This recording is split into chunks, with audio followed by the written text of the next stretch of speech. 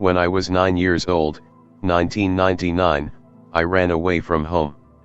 My father was a machinist and worked late nights, and my mother was my teacher. I was homeschooled and only knew these two people. My father was an abusive alcoholic and used to beat me, but never laid a hand on my mother. We lived in an underdeveloped business area in rural Alaska, miles from suburbia. It wasn't uncommon for business to start and tank within the same year, so when I left I found an abandoned building and decided to make my home there.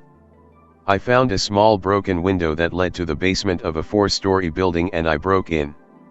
There were signs that other people had come into this building before me, and not really knowing how to talk to people had me very frightened. I explored for hours. The 3rd and 4th floor were in bad condition. There were holes in the walls, as if someone had come in and just smashed them. Broken chairs, tables, cabinets, all sorts of things. I found a room with a push lock on the door and decided to make my camp there. This was during a period where we only had sun for about 6 hours a day, so without natural light this building was pitch dark, and beyond freezing. In what I imagine was the middle of the night when I had dozed off, I heard glass shattering and the sound of a man screaming as if he was writhing in pain. It sounded as if he was breaking everything he could get his hands on. His voice seemed to split where he was screaming and wheezing as if it were two people. This terrified me. Even though I had the door locked and was on a different floor, I still worried for my safety. I flicked my lighter on and burned some manila folders to look around the room. I found a hole in the wall that was just big enough for me to fit in, so I dove in and crawled as far back as I could go. The man screamed for hours and wheezed. It sounded like he was being tortured, but he was the only one there. Eventually the screaming stopped. I heard his footsteps echo in the staircase between rooms. He made it to the floor I was on and it sounded as if he were dragging something behind him. He went into a different room and shattered some glass. He kept doing this for a while but never made a sound himself. I pissed myself in the wall, now terrified he'd punch through the wall of the next room and discover me. Eventually it was silent. For too long.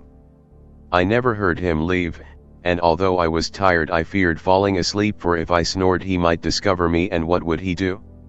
After some quiet hours the doorknob to the room I was in shook. It shook a few more times, and then I heard a rattle. He took a key, placed it in the door and unlocked it. He stepped in and stayed silent for a few minutes. He left the room walking. Then he started running around in other rooms, and dragged something into the room adjacent to mine. Through the wall I could only hear a cracking sound. Then he started to chew very loudly and exclaim what he was eating was delicious. I didn't make a sound. I hadn't found any food in that building during my exploration, so he must have brought something in.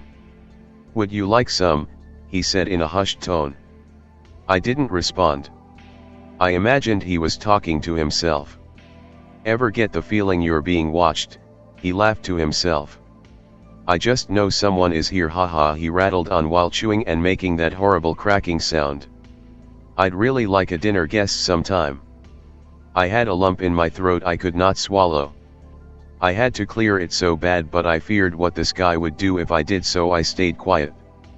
I was so utterly terrified and cold from all of the windows being smashed and being wet from my piss I almost cried. "I'm going to give you till the count of 5. I didn't dare move. 1. I closed my eyes so tightly. 2. He couldn't have known I was in here. 3. I didn't know about God at the time, but I believe I prayed to some sort of higher being. 4. I swallowed hard and took a deep breath. 5. And he went silent. There were no noises for a long time. It may have been an hour, but I am not sure. I nodded off from pure exhaustion, and when I woke up it was still pitch black. I startled to scuffle a little bit, totally forgetting where I was, and I froze when I realized. I didn't hear anything, so I waited for another few minutes, then left the wall. I exited the small hole and walked out of the room.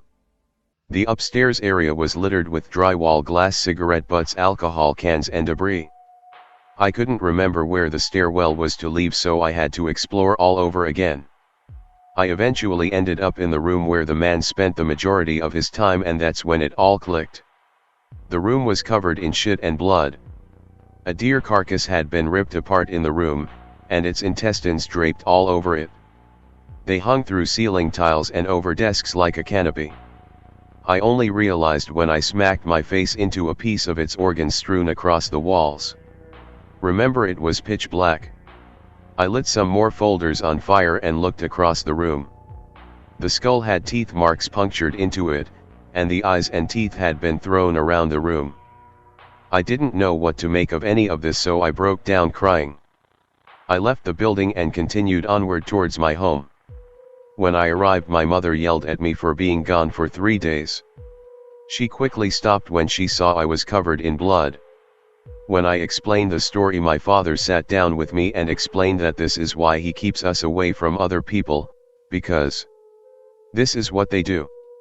I was terrified of people and lived with my parents and did not speak to any other people besides the two of them until I was 20 years old, 2000, and moved out when my mother died, and my father told me I was never really his son.